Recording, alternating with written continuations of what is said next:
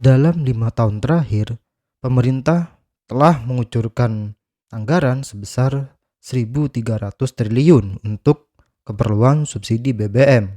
Namun faktanya, subsidi BBM tidak tepat sasaran, sehingga dalam kurun 5 tahun tersebut, anggaran negara banyak terkuras untuk keperluan subsidi BBM.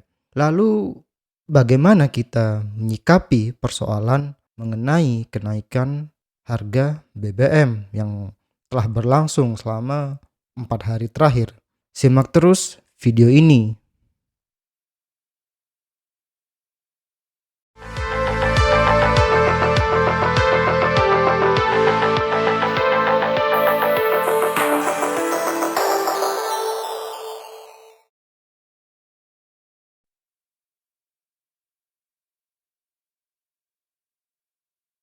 Pada tahun 2020, Indonesia termasuk ke dalam 10 besar negara dengan pemberi subsidi bahan bakar fosil. Menurut data Badan Energi Internasional (IEA), subsidi bahan bakar fosil Indonesia mencapai 6,9 miliar US dollar. Menurut IEA, subsidi bahan bakar fosil di Indonesia hanya berbentuk subsidi BBM.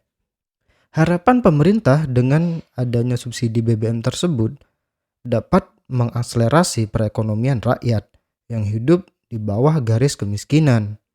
Namun realitasnya, pemanfaat subsidi BBM justru didominasi oleh kalangan menengah yang sebenarnya mampu untuk membeli BBM non-subsidi.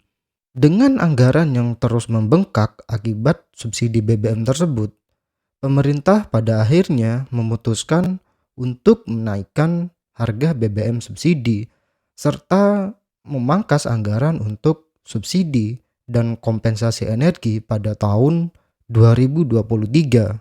Dalam rancangan anggaran pendapatan dan belanja negara tahun 2023, pemerintah mengalokasikan anggaran untuk kompensasi energi sejumlah 126 triliun. Angka tersebut berkurang sekitar 113,5 triliun jika dibandingkan kompensasi energi pada tahun 2022 yang jumlahnya mencapai 293,5 triliun. RAPBN 2023 juga menambah anggaran subsidi energi untuk tahun depan sehingga jumlahnya menjadi 210,7 triliun. Kenaikan harga BBM sudah berlangsung 4 hari terakhir dan pemerintah juga telah menyalurkan program bantuan langsung tunai atau BLT serta subsidi upah sebagai dampak dari kenaikan harga BBM. Bantuan langsung tunai merupakan produk kebijakan yang telah turun-temurun dilakukan oleh pemerintah sejak era Presiden SBY. BLT merupakan bentuk pengalihan subsidi BBM yang menyasar langsung kepada masyarakat miskin. Adapun besaran jumlah BLT yang diberikan yakni sebesar Rp600.000 yang dicairkan menjadi 2 tahap. Dengan adanya BLT sebagai konsekuensi kenaikan BBM diharapkan dapat meningkatkan daya beli masyarakat serta menjaga stabilitas perekonomian. Pemerintah telah menyiapkan dana sebesar 24,17 triliun dari APBN guna menyalurkan BLT kepada sekitar 20-an juta masyarakat penerima BLT. Bantuan langsung tunai sebagai substitusi subsidi kenaikan BBM memang telah lama menjadi resep pemerintah dalam menyiasati kenaikan harga BBM subsidi.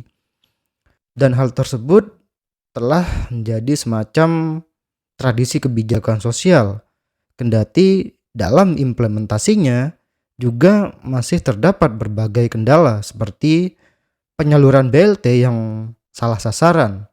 Namun keberadaan BLT ibarat setetes air di musim kemarau bagi masyarakat miskin. Dalam waktu jangka pendek, penyaluran BLT memang dapat menjaga daya beli masyarakat, kendati lebih cenderung untuk keperluan konsumtif.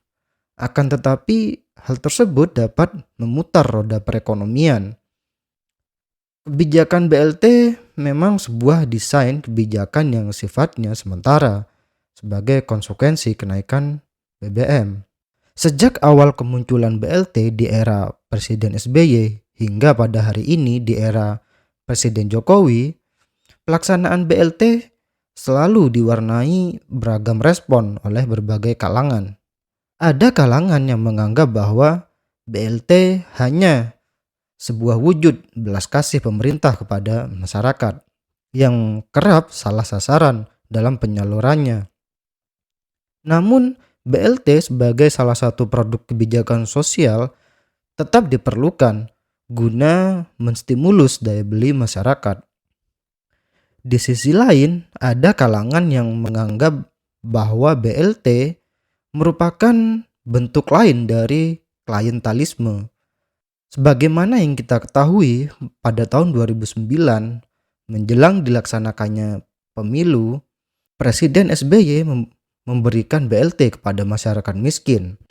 Nah, timing pelaksanaan BLT tersebut yang membuat sejumlah kalangan kemudian menilai bahwa BLT dijadikan sebagai formula untuk meraih simpati voters guna memenangkan pertarungan elektoral. Namun, dalam perspektif kebijakan sosial, BLT sebagai salah satu produknya dapat dijelaskan dalam 3 kategori, yakni yang pertama, equal opportunity atau kesetaraan dalam kesempatan bagi setiap warga negara. Adanya perbedaan latar belakang sosial ekonomi antar masyarakat memerlukan intervensi dari negara. Dalam hal ini, BLT merupakan salah satu contoh bagaimana masyarakat yang hidup di bawah garis kemiskinan mendapatkan stimulus berupa cash transfer dari negara untuk menjaga daya beli, kendati pemberian BLT hanya dapat memenuhi kebutuhan dasar dalam waktu jangka pendek. Namun, dalam hal ini, negara telah menjalankan tugasnya dalam memberikan kesempatan yang setara bagi seluruh warga negaranya. Kemudian yang kedua, kebijakan sosial sebagai fungsi redistribusi. Dalam fungsi ini, negara bertindak sebagai penyalur agar kue hasil pembangunan dapat dinikmati oleh setiap warga negara, khususnya masyarakat miskin. BLT sebagai substitusi subsidi BBM dalam hal ini merupakan contoh bagaimana negara melakukan redistribusi terhadap masyarakat miskin yang justru tidak banyak mendapatkan manfaat dari subsidi BBM selama 5 tahun terakhir. Kemudian yang ketiga, kebijakan sosial yang bersifat afirmatif. Dalam kategori ini, kebijakan sosial bisa dikatakan diskriminatif karena sasaran programnya yang hanya ditujukan kepada kalangan tertentu. Kendati kesannya diskriminatif, akan tetapi maksudnya positif karena tujuannya adalah untuk mewujudkan pemerataan pembangunan. Penyaluran BLT yang memang hanya ditujukan kepada masyarakat miskin saja, mengingat mereka adalah kalangan yang tidak dapat merasakan manfaat dari subsidi BBM yang selama ini diberikan oleh pemerintah. Berbeda halnya dengan kalangan menengah yang merasakan manfaat subsidi BBM, sehingga stabilitas ekonominya lebih terjaga.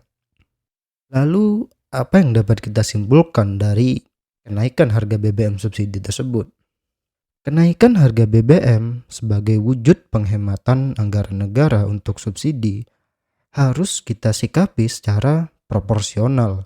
Di satu sisi, kenaikan harga BBM memang memberatkan karena memiliki efek domino.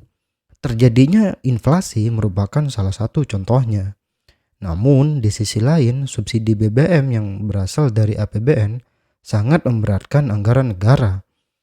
Terlebih, pemanfaatan subsidinya masih kurang tepat sasaran. Dan pemberian BLT kepada masyarakat miskin sebagai substitusi subsidi BBM memang bermanfaat dalam waktu jangka pendek. Namun, pemerintah juga perlu memikirkan dan merumuskan program jangka panjang kepada masyarakat agar daya belinya tetap terjaga dan terus meningkat. Demikian video kali ini. Salam akal sehat.